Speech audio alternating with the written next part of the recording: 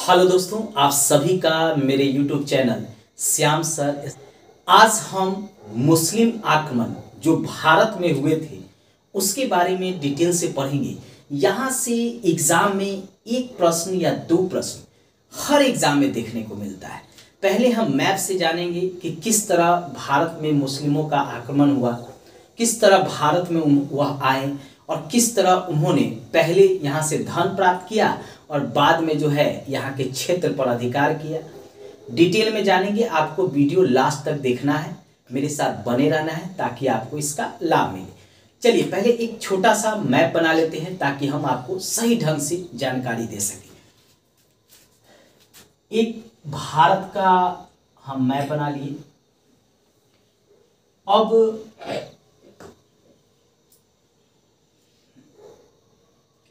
ये भारत का मैप है, बनाना कठिन नहीं है, थोड़ा सा प्रैक्टिस करेंगे तो आराम से बना लेंगे। ये भारत है, इसके बगल में ये पाकिस्तान है और इसके बगल में ये जो है अफगानिस्तान है। अब जो अफगानिस्तान है, पाकिस्तान है, इसी में सिंध प्रांत है, ठीक है। और सिंध प्रांत में ही यहाँ पर सबसे पहले मुसलमानों का आक्रमण हुआ था इस तरफ से, यानी मध्य एशिया से सबसे पहले मोहम्मद बिन कासिम भारत में आया था और उसने सबसे पहले सिंध पर आक्रमण किया और यहाँ का शासक दाहिर था और उसको हराया और फिर उससे जो है बहुत सारा धन प्राप्त किया। क्या प्राप्त किया? धन प्राप्त किया।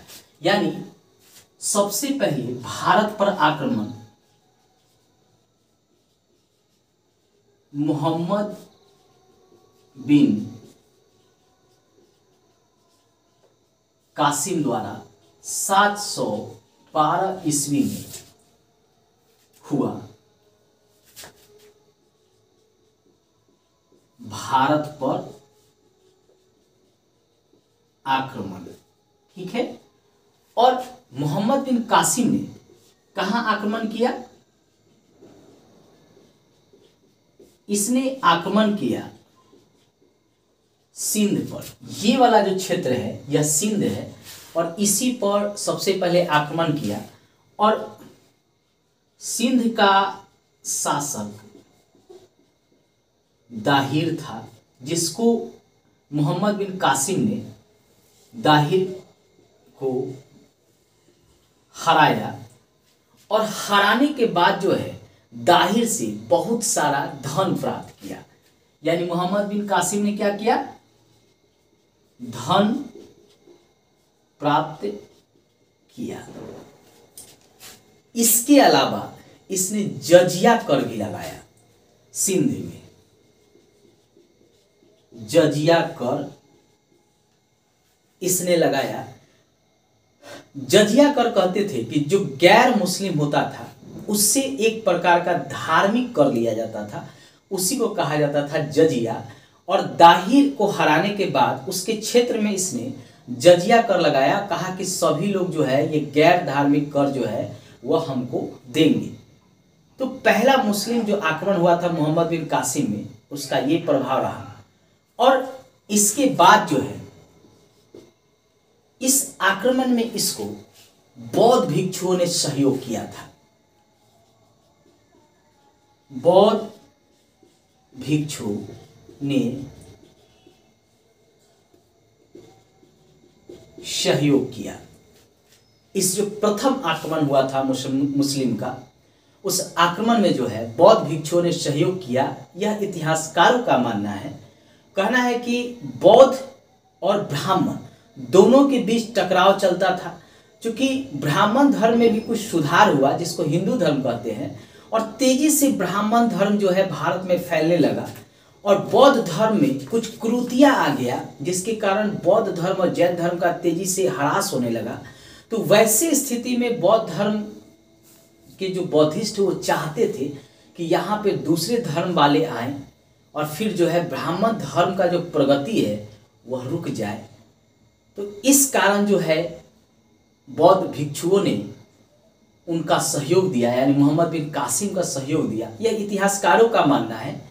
लेकिन सभी इतिहासकार इस पर सहमत नहीं है। लेकिन ये कहा जाता है कि बौद्ध भिक्षुओं का सहयोग मोहम्मद बिन कासिम का रहा, जिसके कारण दाहिर हार गया, क्योंकि दाहिर को माना जाता है कि यह एक हिंदू था, और फिर उससे जो है जजिया कर लिया गया, उससे बहुत सारे धन लिए गए, और फिर मोहम्मद बिन कासिम लौट गया।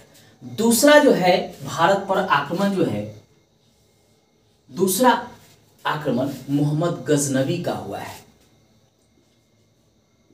महमूद गजनवी का भारत पर दूसरा आक्रमण। अब मोहम्मद गजनवी जो है, यह भी भारत में धन लूटने के इरादे से आया था, और इसने सबसे पहले हिंदू वंश के शासक जयपाल थे, जिनका पंजाब का क्षेत्र था, उसको हराया और फिर उससे धन प्राप्त किया। यानी अब जो है यह जो क्षेत्र है, बढ़ते बढ़ते ये वाला क्षेत्र हो गया पूरा। यानी इसने हिंदू शाही वंश जयपाल को हराया और उससे बहुत सारा धन प्राप्त किया, ठीक है। अगला जो आक्रमण इसका हुआ भारत में, काफी विनाशक कहा जा सकता है। उसके बाद इसने बार बार भारत पे आक्रमण करता रहा। लगभग 17 बार भारत पर इसने आक्रमण किया है और भारत को लूटा है महमूद गजनवी। और कहा जाता है कि हर बार यह आक्रमण में कुछ क्षेत्र का विस्तार करता था और कुछ धन लेता था। सोमनाथ मंदिर पर इसने 1025 में आक्रमण किया और बहुत सारा धन प्राप्त किया। 1025 में सोमनाथ मंदिर को लूटा। ये सोमनाथ मंदिर ये गुजरात में पड़ता था, और कहा जाता है कि यहां तक आकर इसमें आक्रमण किया महमूद गजनवी ने, और सोमनाथ मंदिर से बहुत सारा इसने धन प्राप्त किया। इसमें बहुत सारे ब्राह्मण मारे गए, बहुत सारे ऐसे लोग मारे गए जिनकी कोई गलती नहीं था। निर्मम इसने हत्याएं किया, घर बार से धन दौलत लूटा, और इसे रोकने वाला कोई नहीं था। मतलब जो उस समय हिंदू शाही थे, राजा राजवाड़े, वह देखते रह गए और यह लूट कर चला गया।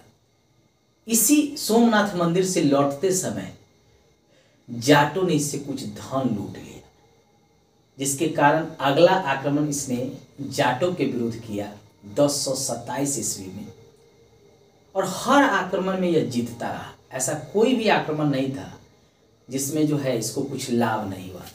अंतिम आक्रमण जो किया था यह, वह 1027 ईस्वी में जाटों के विरुद्ध किया था। 1030 ईस्वी में इसकी हो गई मृत्यु। यानी भारत पर यह दूसरा आक्रमण माना जाएगा, जो यहाँ तक जाकर सोमनाथ मंदिर को यहाँ से लूटा, और ये सब क्षेत्र पर जो है धीरे धीरे जो है अधिकार कर लिया।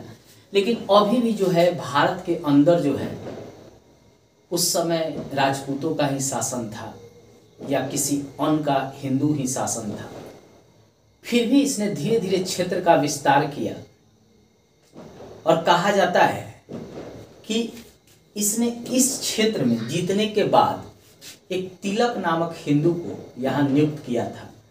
अपना सेनापति तिलक था, उसके सहयोग से मोहम्मद गजनवी जो है बार बार भारत में आक्रमण करता था, और तिलक जो है उसको सहयोग करता था। यह एक ब्राह्मण था। तिलक को जीते गए क्षेत्र सौंपा। कहाँ? भारत में। अब यहां से बार बार प्रश्न पूछता है, इसलिए हमको यह भी जानना है कि प्रश्न किस तरह से पूछे जाएंगे। तो देखिए, सबसे पहले तो पूछता है कि भारत पर किसने जो है सबसे पहले आक्रमण किया था। तो मोहम्मद बिन कासिम किया था। तो यही सबसे ज्यादा पूछता है। कब किया था? तो 712 ईस्वी में किया था। ये भी आता है, यानी ये बहुत इंपॉर्टेंट है। किसके विरुद्ध किया था? तो दाहिर के विरुद्ध किया था, जिसमें क्या हुआ था? तो दाहिर की हार हो गई थी। क्या प्राप्त हुआ था इसको? तो धन प्राप्त हुआ था। दाहिर का क्षेत्र कहाँ था? तो सिंध में था। ये सब आपको याद रखना है। सबसे पहले भारत में कब जजिया लागू हुआ था? तो सिंध में ही जो दाहिर का क्षेत्र था वहीं सबसे पहले जजिया कर लागू हुआ था। किसने सहयोग किया था? तो बौद्ध भिक्षुओं ने किया था। ये बार बार आता है। अब अगला प्रश्न है, महमूद गजनवी भारत पर कितने बार आक्रमण किया? तो 17 बार आक्रमण किया। पहला आक्रमण हिंदू शाही वंश के जयपाल के विरुद्ध हुआ। ये कई बार पूछता है और जयपाल हार गया। अन्य जो इधर हिंदू शासक थे उन्होंने जयपाल को सहयोग नहीं किया, जिसके कारण बेचारा हार गया। इसीलिए कहते हैं ना, एकता में बल होता है। अगर आप एकत्रित रूप से नहीं रहेंगे, अलग अलग रहेंगे, तो आपको कोई भी तोड़ देगा। जैसे 5 भाई है, अगर पांचों संयुक्त रहता है परिवार में, तो उस परिवार को कोई जल्दी नहीं हरा पाता है। लेकिन पांचों भाई में मतभेद रहता है तो उसको आराम से तोड़ा जा सकता है, हराया जा सकता है। वही हाल यहाँ हुआ। सारे हिंदू शाही जितने भी राजा महाराजा थे देख रहे थे, और इधर जो है आकर हरा कर चला गया धन लूट कर।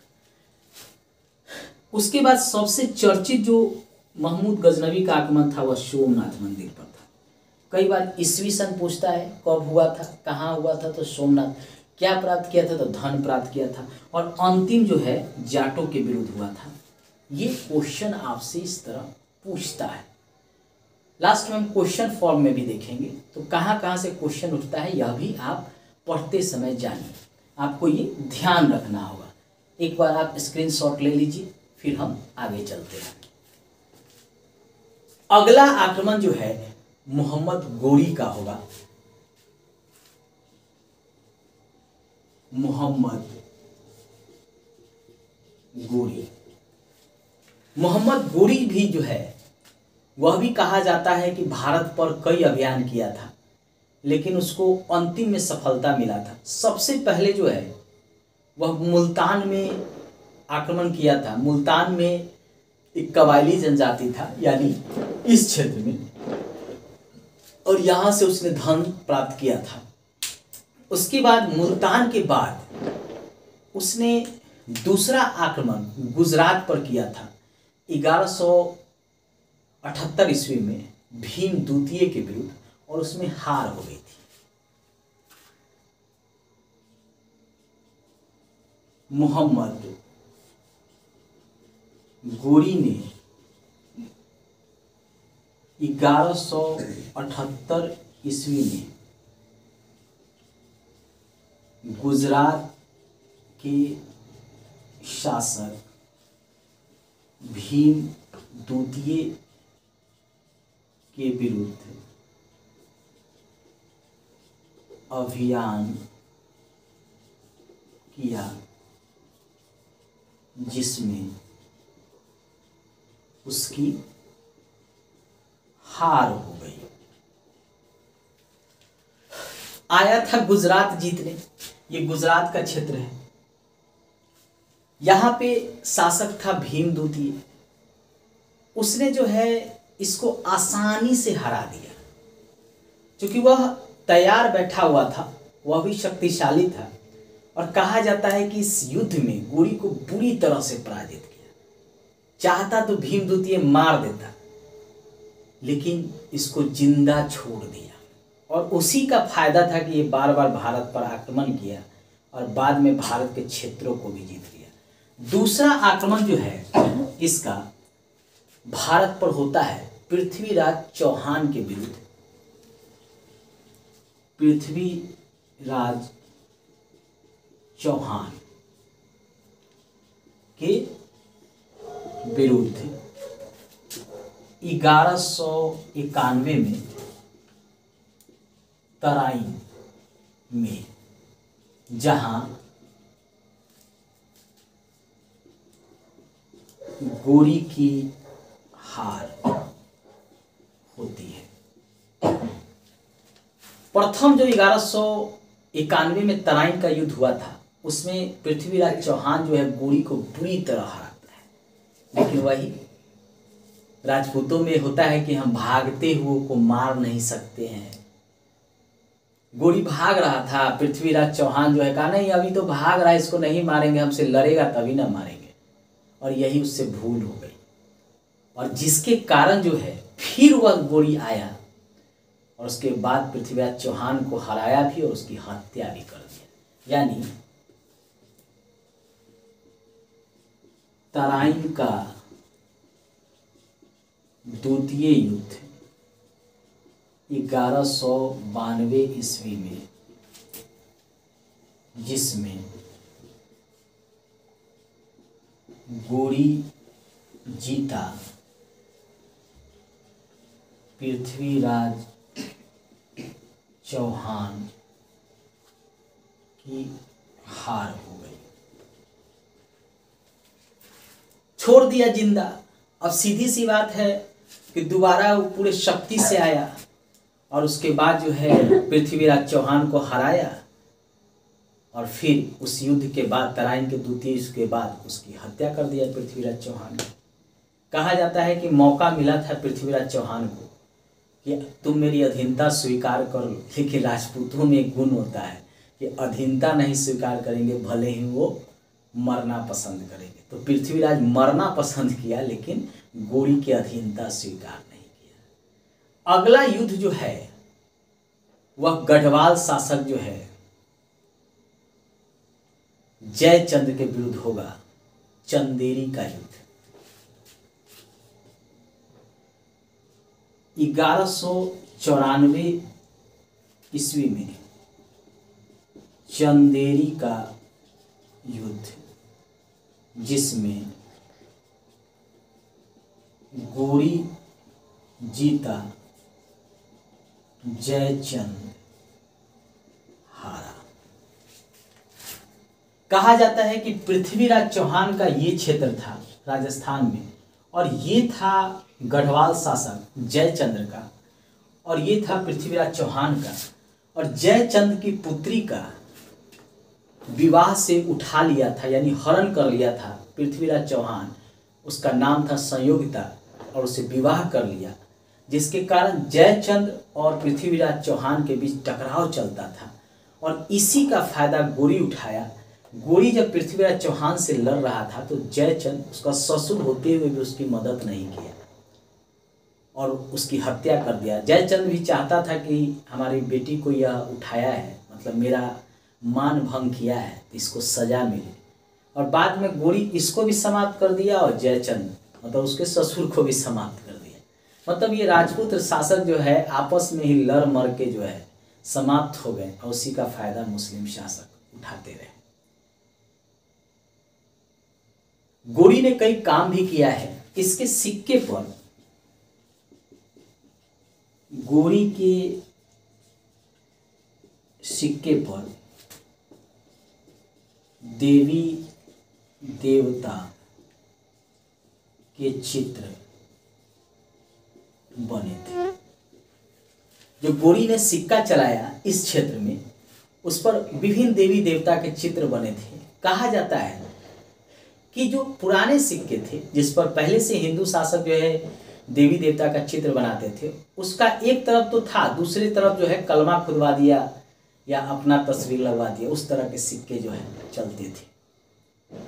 इसके अलावा जो है गोरी ने अंतिम अभियान जो है खोखरों के विरुद्ध किया 1205 में, और वहीं पे खोखरों द्वारा उसकी हत्या कर दी गई। 1205 में खोखरों के विरुद्ध अंतिम अभियान जिसमें 1206 ईस्वी में उसकी हत्या खोखरों द्वारा कर दी गई। अब गोरी का कहानी खत्म। अब जो है कुतुबुद्दीन ऐबक आएगा, तो नेक्स्ट वीडियो में जो है कुतुबुद्दीन ऐबक के बारे में हम पढ़ेंगे। अब चलिए यहाँ से प्रश्न कैसे आएगा यह भी जानिए। देखिए, सबसे पहले तो गोरी का पूछता है कि भीम द्वितीय पर कब गोरी जो है आक्रमण किया था, ये पूछता है। और गुजरात का शासक कौन था, ये सबसे ज़्यादा पूछा जाता है। तो आपको ये भी याद रखना है, और गुजरात के शासक भीम द्वितीय पर आक्रमण किया उसको याद रखना है। फिर इसका पृथ्वीराज चौहान के साथ जो है तराइन का प्रथम युद्ध हुआ था 1191 में। यह तो कई बार एग्जाम में पूछा है, बार बार पूछता है। तराइन का प्रथम युद्ध कब हुआ, किसके साथ हुआ, किसने जीता, कई बार पूछा है। ये भी आई है। उसके बाद तराइन का द्वितीय युद्ध कब हुआ, किसके साथ हुआ, कौन जीता कौन हारा, ये भी कई बार पूछता है। तो ये आपको जो है एकदम रट लेना है। उसके बाद जो है 1194 में किसके साथ युद्ध हुआ, तो जयचंद के साथ हुआ, जिसमें जयचंद हार गया, ये पूछता है। उसके बाद एक क्वेश्चन बार बार बनाता है कि किस मुस्लिम शासक के सिक्कों पर देवी देवता के चित्र अंकित थे, तो गोरी के सिक्कों पर अंकित थे देवी देवता के चित्र। यह भी बार बार पूछता है। तो आपको ये जो है याद रखना है। दोस्तों लास्ट में यही कहेंगे, हमसे जुड़े रहिए, आपको सभी एग्जाम में जरूर फायदा होगा। धन्यवाद दोस्तों।